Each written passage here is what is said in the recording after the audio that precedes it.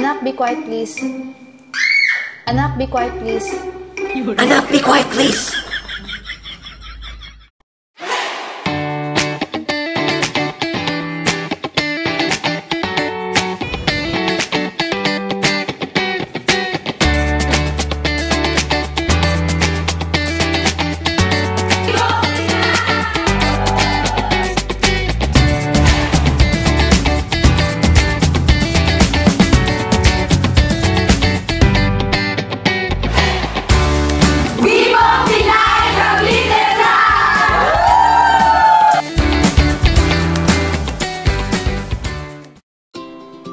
Hello everyone! Welcome to my channel, and today, ibibigay ko sa inyo ang ating Chalk and Chill devotional for teachers and a customizable journal kapartner ng ating Chalk and Chill. And again, this is for free, no?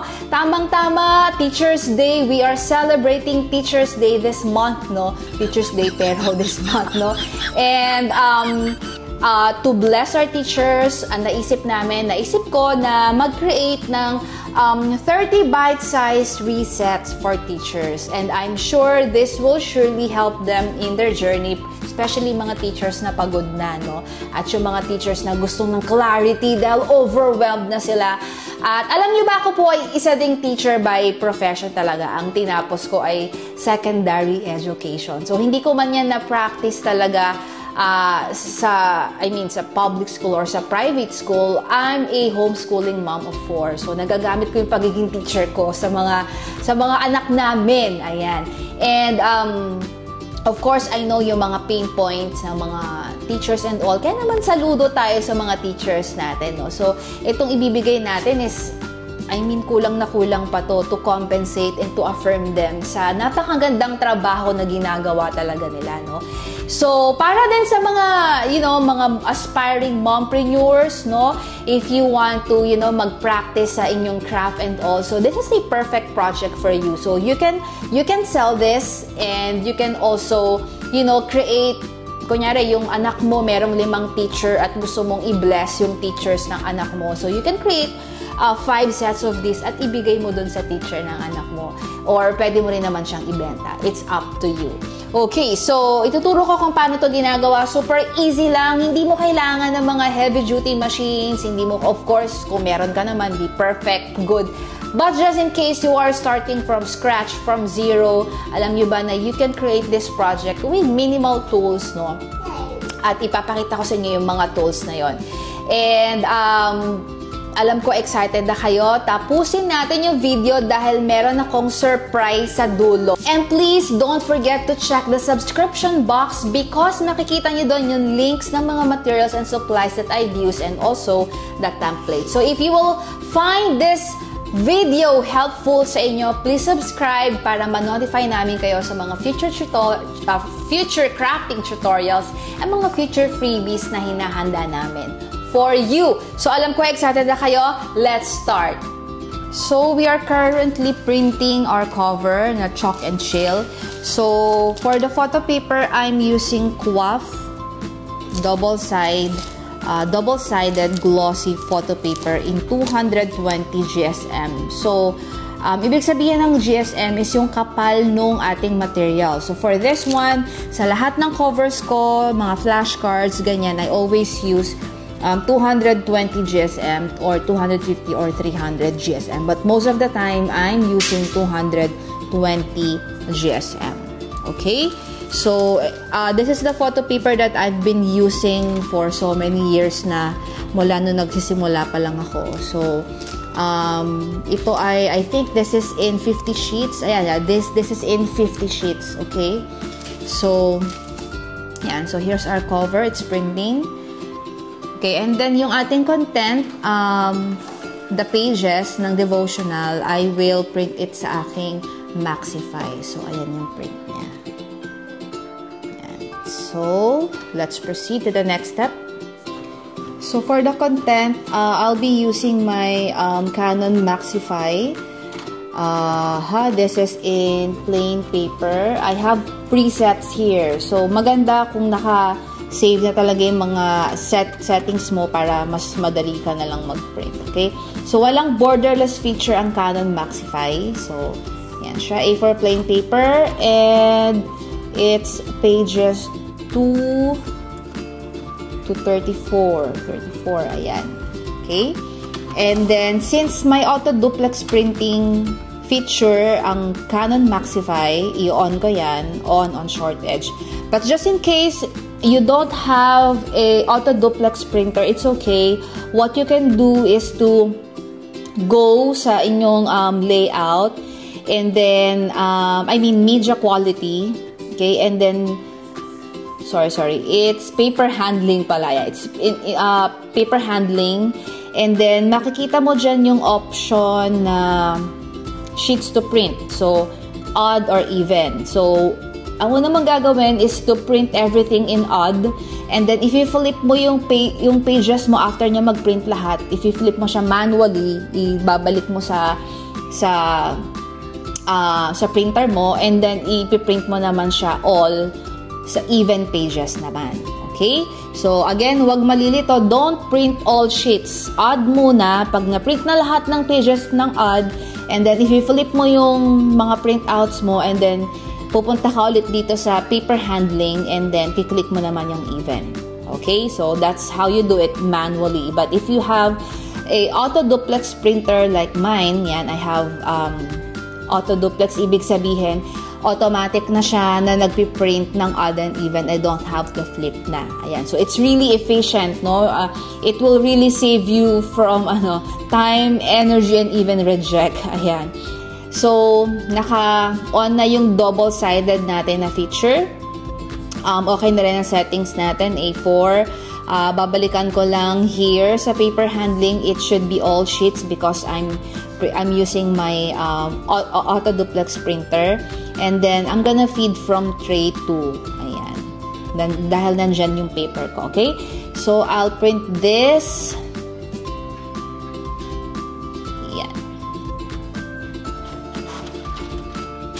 Ayan, so that's auto-duplex. Kung mapapansin nyo, yung paper, pagkalabas niya, bumabalik siya ulit, diba?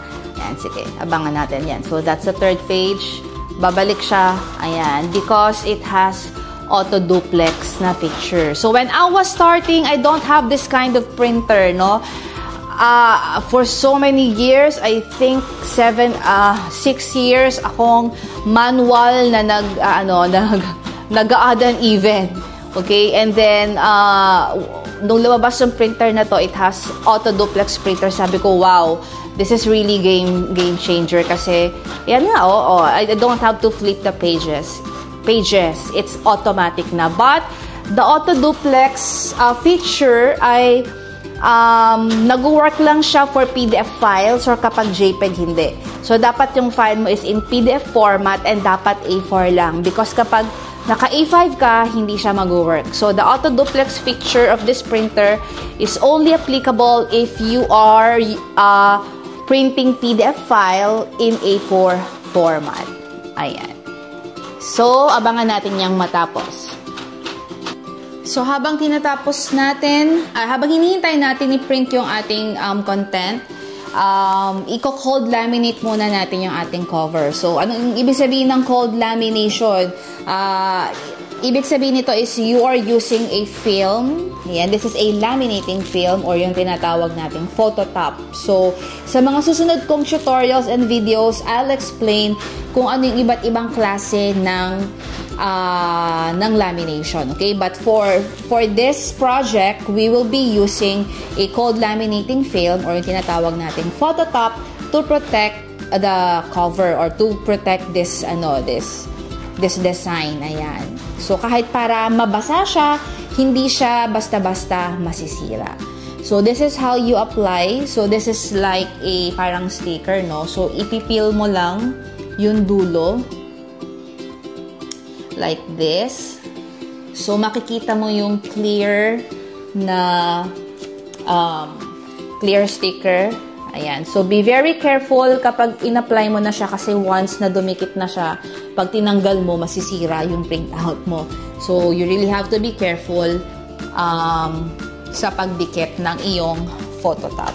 So, you can also use a laminating machine, but just in case, I'm assuming na wala kayo laminating machine, so I'm teaching you how to manually laminate your cover. Ayan, so this is how I do it. Naglalagay lang ako ng, hindi ko pinipil yung buong film, no? So, ilalagay ko siya here. Close up natin. So, here's our film. Lalagay natin dito sa pinaka-top. And then, didiinan mo siyang ganyan. Then, after that, you'll flip it like that. And then, I'm using this extra large na scraper. Mabibili mo to sa Shopee or sa Lazada. Ayan. And then, if you don't have this, okay, so, if you don't have this, you can improvise. You can use a ruler or kumbaga yung hindi mo na kailangan na calling card o yung mga aling-puring na card. Ayan. Pero medyo maliit lang yon. Pero pwede pa rin yung pang scrape. So, anything that you can use to scrape the film is possible. But this one is, I think this is around 200 something pesos. Meron pang mas maliliit na ganito. It comes in many sizes, pero ito yung pinaka-big, no? So, if you plan to do manual lamination dahil wala ka pang bili ng laminating machine, so you can invest dito kasi this is just 200 pesos something. So, ilalagay mo lang to here. And then, kukunin mo yung backing nung Phototop. Hihila. Habang hinihila siya ng left hand mo, nagpupush naman yung right hand mo dito sa kabila. Okay? So, this is how you do it. Dahan-dahan ko muna. Ayan. So, dinidiin ko. Habang pinipil ko yung backing at pinupush ko tong right hand ko. And then, whoop! That's it. So, pag sanay na kayo, pwede mo gawin, pshuk! Isang gano'n na lang. Ayan. So, ganun lang siya kadali talaga. Pero binaganan lang natin so you can see how it works. Ayan. Okay? So, this is how it looks like. Ayan. So, gagawin natin ngayon, we will get our printed content and then ibabind na natin siya. So, here's our printed content na, no? So, ganito lang siya kanipis.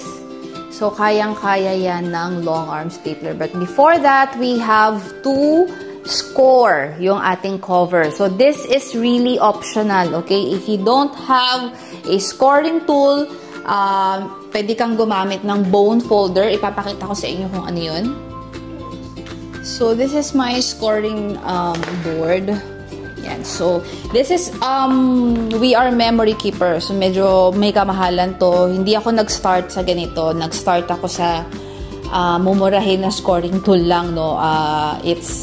I bought it sa Shopee around, I think around 200 pesos. But, if you don't have yung ganito, you can also use a bone folder. This one is wala pang 100 pesos. So, I use this sa pang as I score and fold yung aking mga covers, and I'm using a metal ruler for this. So, why do we need to score? Okay, so, para magandang pagkakatupi natin, kasi most of the time, tinutupi lang natin ganun, which is okay lang din naman. Pero if you want na pantay yung pagkakatupi mo, naglalagay ka ngayon ng parang guide, no? As you fold your cover. So, this is how you do it. Parang kinakat siya, pero hindi mo talaga siya kinakat. Nilalagyan mo lang siya ng marka. Ayan. So, ngayon na meron na siyang ganyan, mas madali siyang i-fold. Oh, look. Diba? So, ngayon, kung wala kang ganito, okay lang. Kaya mo palang bilhin ay bone folder, pwede rin. Okay, so, dapat meron ka lang ruler, regardless kung ang ruler mo ay metal o hindi. So, okay lang. So, this is the bone folder. So, gagamitin ko yung close-up natin. So, gagamitin ko lang yung dulo ng ating bone folder at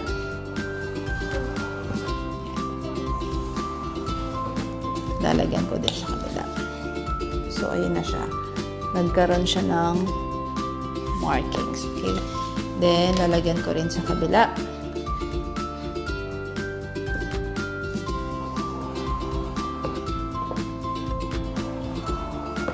Ayan. So, ayun na siya. Meron na siyang line. And, of course, you can use this to like this.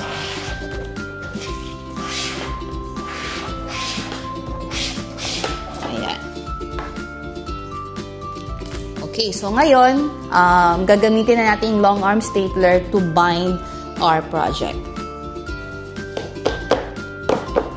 So, itataktak lang natin yan. Okay lang may mga excess na film kasi we will trim the, the whole devotional. Yan. Okay? So, we are using this walang brand na long arm stapler. So, ito ay around 200 to 350 something. Depende sa kung anong brand at kung saan ka bibili. So, mamaya makikita nyo sa description box yung mga links on where I bought yung mga supplies and materials for this project. Para di na kayo mahirapang maghanap. Okay? So, make sure na it's pantay. Okay.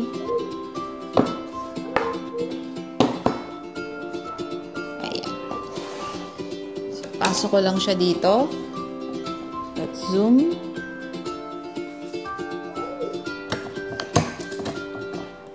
So, ang guide ko yung finold ko kanina.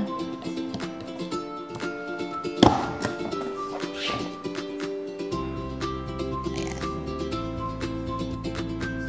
So, you see, hindi mo kailangan ng mamahalin or heavy-duty equipment to bind kasi pwede mo siyang gawin using just a stapler.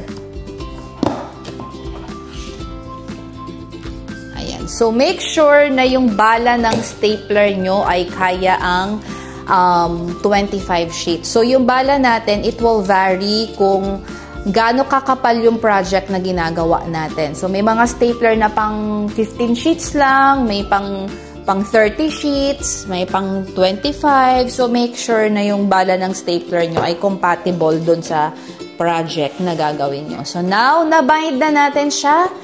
Let's zoom out. At nakagawa na tayo ng ating devotional. Tutupi natin. Ayan. So, makikita nyo, hindi siya pantay. Okay? So, huwag kayong malumbay. Hindi talaga yung pantay kasi makapal siya. May so you really have to trim the pages after, okay?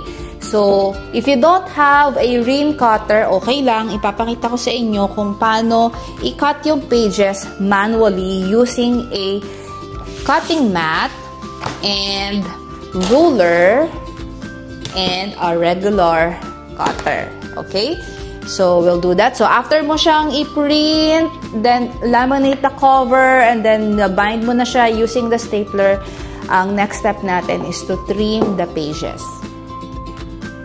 So, you can use your bone folder para mas ma-fold mo pa ng mabuti yung iyong project.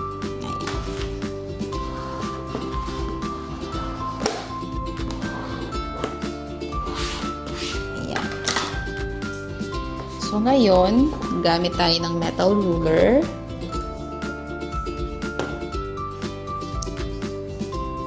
Okay. So, ito ay kailangan mo lang ng patience, no?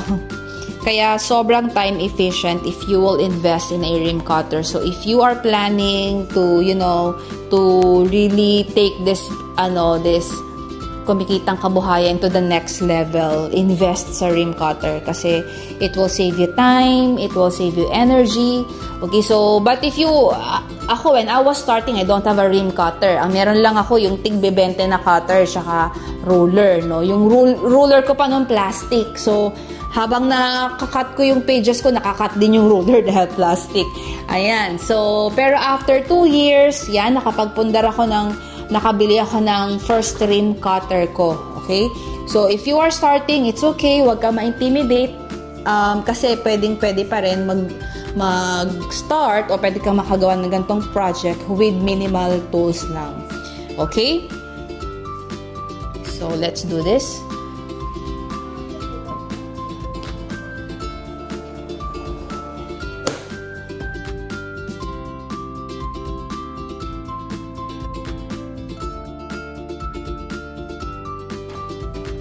So now we are printing yung cover naman ng customizable notebook. Same pa rin, we're using 220 GSM for this. So again, I'm using my Canon Maxify for the pages ng ating customizable notebook.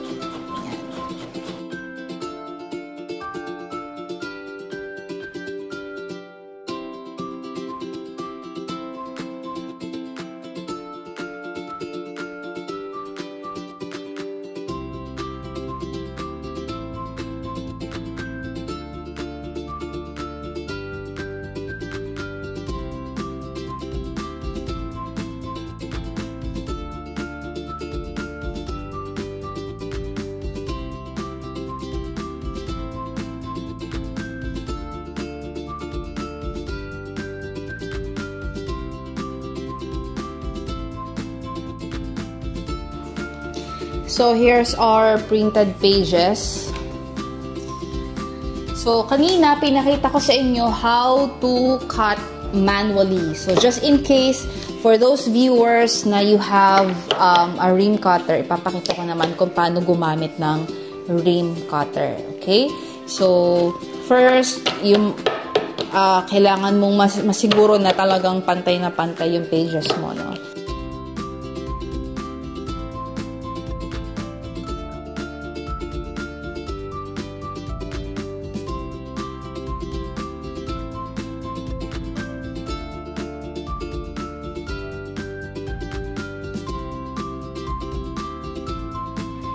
So, this is my heavy-duty ream cutter. I also have yung stock cutter ng We Are Memory Keepers. But dito tayo sa heavy-duty. Okay, so ano pinagkaiba nito? Itong heavy-duty ream cutter talaga siya. Pag sinabi mong ream, it can cut 500 sheets of paper. So, this one is hindi siya ream cutter. Ang tawag sa kanya ay stock cutter. Ibig sabihin, kaya niyang mag-cut ng stock of paper, pero hindi niya kaya ang isang ream. Hindi niya kaya ang 500 sheets. So, it's only, I think, 300 sheets. Ayan. Okay? So, but this one, dito, ito ay 500 sheets of paper ang kaya niya na. So, this is Officecom, ang brand niya. Okay? So, anong pros and cons ng dalawa? So, this one is more expensive kahit hanggang ano lang ang kaya niya, 300 sheets. Bakit siya expensive? Kasi, of course, tingnan nyo naman yung kulay, di ba? Kumbaga, aesthetic siya tignan. Okay? And then, also, ang nagustuhan ko dito, mas madali siyang buhatin. Kahit saan ko siya dalhin, okay lang. Hindi siya hindi siya nakakasakit ng likod. Ayan. So, madali siya. Pero yung cons niya is kapag napurol na yung blade mo, medyo mahirap humanap ng replacement. This one naman is mas mura to compared sa We Are Memory Keepers kasi this is around 5,000 pesos lang. And then, ito naman, nagustuhan ko sa kanya is, of course, mas madami yung paper na kaya niyang i-cut sa isang beses. Pag napurol na yung blade, mas madaling maghanap ng replacement. And mas maganda siya mag-cut. For me, mas maganda siya mag-cut. And maganda rin mag-cut si We Are Memory Keepers, kaya lang pag medyo makapal na yung pages mo, medyo kailangan mong ulit-ulitin yung cut. Ang ayoko lang dito, sobrang bigat. Dapat to nakapwesto lang talaga sa isang spot. Hindi mo siya pwedeng ilipat kung saan-saan. And also, ang itsura niya, hindi kasing aesthetic nitong si We Are Memory Keeper. So, may mga pros and cons tayo dyan. So, if you are considering to buy a ream cutter, ayan ang aking ma-advise sa inyo. So, paano ba ginagamit ang ream cutter? So, ito, iikot-ikot mo lang yan. This is to lock your project. So, makikita nyo bumababa to. So, para hindi siya, kumbaga, meron kang kamay na nakakapit dito sa sa journal mo. Okay? So, ilalak niya sa certain position, depende kung saang position mo siya gustong ipwesto, no? Ayan. So, sagarin hanggat hindi mo na siya maikot. Ibig sabihin, pag di mo na siya maikot, okay na siya. Yes? We have this, no? Kailangan mo siyang i-press para maibaba mo tong lever. Ayan. And then, cut mo na siya.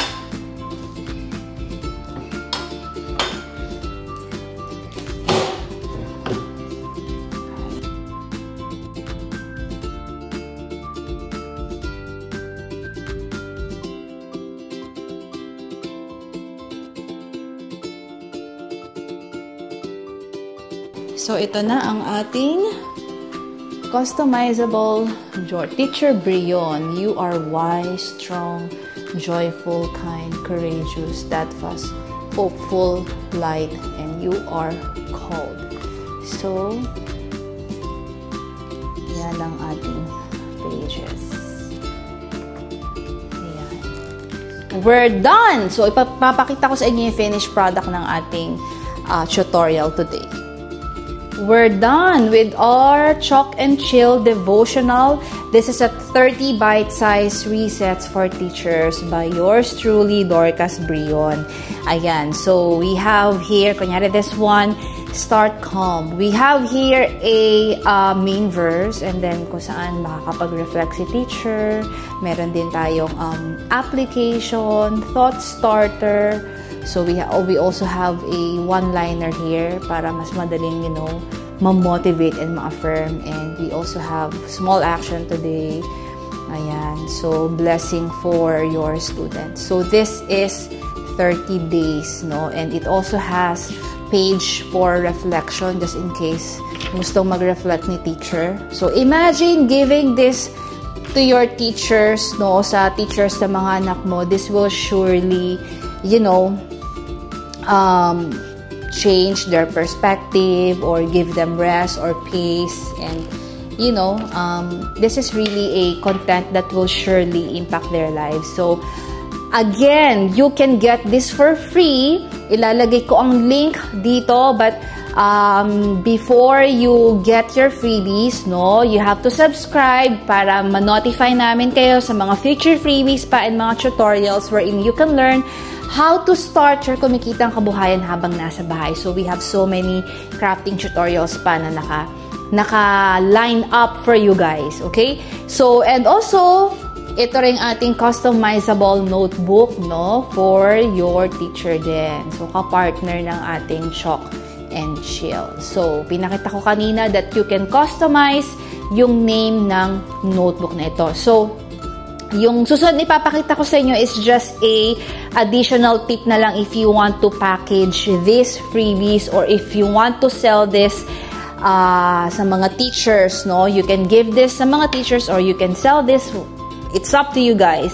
But I'm telling you, talagang high value ang devotional na to. So, I've made a canvas bag. So, ito ang template na to ay free inside the premium community. So, we have a exclusive community of WAMs and SAMs, mga crafters. Yan. So, nagbibigay din ako doon ng mga freebies, ng mga templates that they can use for personal and for selling. So, I made this canvas bag. So, pwede rin kayong magawa ng ganyan. So, if package nyo, imagine you can put your devotional book inside. Ayan. And then, you can also put your customizable notebook. Imagine that. So, this one is a cheap bag wherein you can put, kunyari, keychain or sweets or pen, whatever. So, it comes in different colors. Okay? So, ito naman ay free din sa premium community. So, ituturo ko din kung paano gumagawa ng ganitong sheep bag. Yan. So, kunyari may laman na yan, tapos ilalagay mo siya dyan inside, no? And also, this one is a free template then inside the community. This is a bookmark.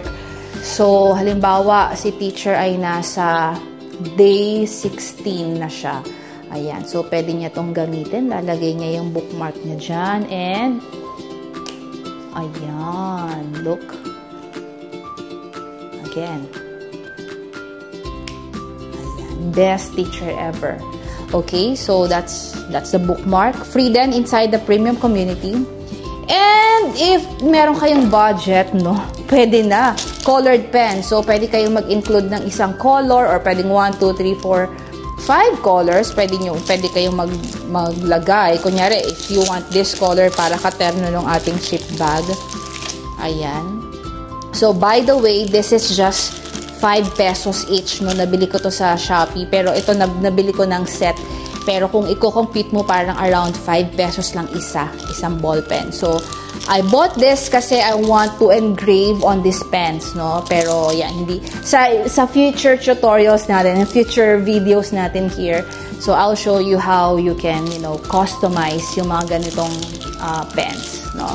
But for now, pwede ka mag-include ng isang pen and lagay mo din dyan inside. And ready na ang iyong gift kay teacher. Pwede mo din siyang ibenta kay teacher, diba? So, it's up to you guys. So, I hope marami kayong natutunan today. So, before we end, meron lang akong sasabihin sa inyo. So, dyan lang kayo. See, ganun lang kadali gumawa, di ba? So, kung tutusin, parang nakaka-intimidate. Kaya ko bang gawin yan? Parang sobrang ganda naman. Kaya ko ba talagang gawin yan nang wala akong masyadong gamit? Yes, and good news kasi if you don't have anything, as in kahit printer, wala ka, kahit ruler, wala ka, you can start selling this product in digital format. Yes, in digital format. And if you want to know how to start your kumikitang kabuhayan habang nasa bahay, well, I'm inviting you sa aming exclusive community. When you join our DIY Premium, it's a membership, it's a premium membership wherein you can get hindi lang basta mga templates. You will get business trainings, you will get support, encouragement, inspiration, unlimited learning, and mga freemiums, no, na talaga namang mag-a-add ng value sa buhay niyo. No, so we will teach you how to market your products, how to build a brand. So, lahat ng kailangan mo sa iyong journey as you start your kumikitang kabuhayan, ibibigay namin yan. And good news! Bukod dito sa Chalk and Chill at dito sa customizable notebook, ang good news ko sa inyo is you'll also get a free ebook from me. This is the Market Yourself. So, kung nahihirapan kang magbenta, nahihirapan kang i-market ang sarili mo at ang product mo, I've created a short ebook for you. This will help you market yourself. So, if you want to get the free copy of Market Yourself, just click the link sa description box. Limited lang to 50. The first 50 na magkiklik ng link. So, mag-unahan na if you want that for free. Okay, so just click mo lang yung link dito sa description box. So I hope marami kayong natutunan today at excited na kayong gawin ang ating project. I'll see you next week. Bye guys! Don't forget to subscribe!